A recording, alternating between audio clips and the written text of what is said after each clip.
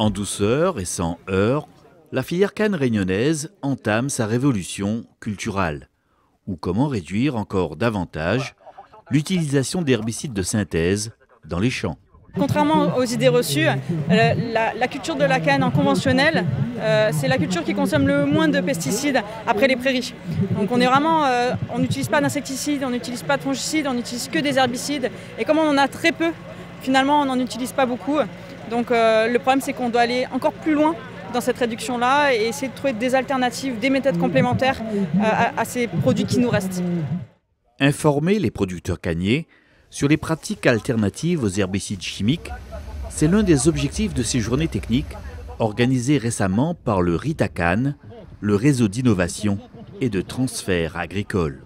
Et aujourd'hui, l'agriculture française, on est poussé à monter en compétences, à être de plus en plus précis, parce qu'on a la réglementation européenne qui s'applique et qui est de plus en plus stricte. Donc on n'a pas le choix de se perfectionner dans la culture de la canne et principalement dans le désherbage. Donc il va falloir vraiment mettre plus de moyens, malheureusement, des actions qui vont être différentes. Avant, on utilisait plusieurs herbicides qui tuaient beaucoup d'herbes. Aujourd'hui, il va falloir vraiment qu'on combine et qu'on se spécialise sur cette thématique-là avec l'accompagnement des techniciens et puis avec nous, les partenaires, que ce soit Aircan, le CIRAD, la Chambre d'agriculture, et qu'on échange un peu plus là-dessus. Des progrès ont certes été faits dans ce domaine, même s'il reste encore beaucoup à faire. Néanmoins, les professionnels de la filière notent une diminution progressive de l'usage des désherbants de synthèse en canne à sucre. Oui, le contexte veut qu'on s'occupe davantage de l'environnement, on se soucie notamment du transfert des produits dans les eaux. Ce qui fait que la partie désherbage chimique a tendance à diminuer, du fait aussi de la difficulté de faire homologuer des nouveaux produits pour nous en canne. Et parallèlement à ça, les techniques dites que nous va appeler complémentaires, vont monter de plus en plus Donc, finalement, c'est un bon signe, quoi. Oui, il faut souligner, c'est pour la santé de l'utilisateur et surtout notre environnement. Préserver l'environnement et la santé des agriculteurs devient désormais une priorité.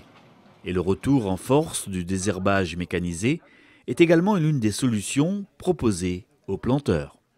Et là, nous avons des disques obliques. Donc le principe de ces disques-là, c'est venir, on va dire, éplucher les mauvaises herbes. Donc on n'est pas sur des outils qui vont détruire totalement les adventices en intrants, mais on est bien sur une réduction d'enherbement, une réduction du recouvrement du sol. C'est des investissements supplémentaires, quoi, des coûts supplémentaires. C'est des investissements supplémentaires qui s'avèrent peut-être efficaces, mais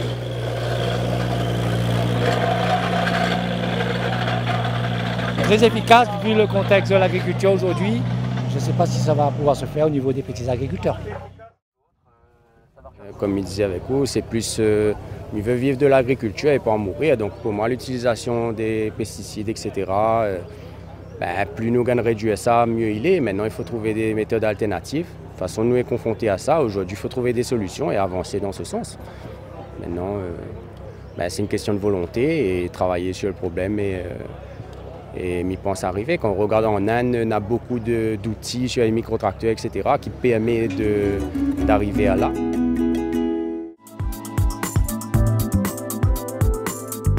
La mécanisation, avec du matériel adapté, est en effet l'une des solutions techniques efficaces pour maîtriser l'enherbement en canne à sucre. C'est super ça, comme matériel, oh là là, regarde ça. Il n'y a même pas les cannes, rien, ça pousse. On a choisi des matériels qui sont, pour la plupart des matériels qui sont utilisés en vigne, puisqu'on retrouve certaines similitudes, des interrants à traiter, comme en vigne, donc le microtracteur par exemple, et puis des outils effectivement qui viennent pour maîtriser l'enherbement sur des interlignes. Donc on a fait le choix de ces matériels en pensant qu'ils pourraient être adaptés à nos conditions, à la culture de la canne à sucre. Maintenant, il faut les tester et voir si dans nos conditions, avec nos enherbements, avec les pentes, avec les différentes conditions qu'on connaît en canne à sucre à La Réunion, est-ce qu'ils peuvent être efficaces et qu'ils peuvent apporter en partie une réponse aux planteurs la maîtrise de l'enherbement, avec toujours l'objectif bien sûr de réduire l'utilisation des herbicides. Mais j'insiste beaucoup de réduire, mais pas de supprimer l'utilisation d'herbicides. Donc on est bien dans une démarche de méthodes complémentaires avec les herbicides. Il faut se diriger justement vers un mode sans herbicides. Surtout quand on a des enfants, il faut leur laisser un bel héritage. Et puis il faut continuer aussi à bien vivre sur cette planète. Donc ce sont des solutions mécaniques comme ça qui vous paraissent intéressantes? Ah oui, tout à fait. Et je pense qu'on devrait plus les développer. Alors là, la monte azote, un petit peu les plantes de service, les machines, oui. Ça c'est l'avenir? Il faudra essayer. Donc pour l'instant, on est encore un peu sceptique, mais il faudra essayer de voir par la suite, quoi. Selon les essais que va être mis en place sur certains agriculteurs. Voilà. Une autre solution pour lutter contre les mauvaises herbes consiste à utiliser des plantes de service dans les interrants de canne. Donc en termes de plantes de service et de résultats qu'on a sur nos essais, donc l'avantage de ces plantes-là, c'est qu'on peut arriver à des réductions d'herbicides de moins 80% comparé à nos témoins chimiques. Mais en contrepartie, il faut souvent faire un désherbage manuel complémentaire, justement pour aider les plantes à se développer en contrepartie des adventices.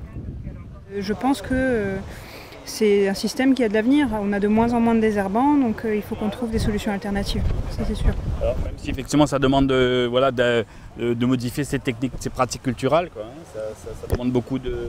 De toute façon, on sera obligé de changer nos pratiques culturelles.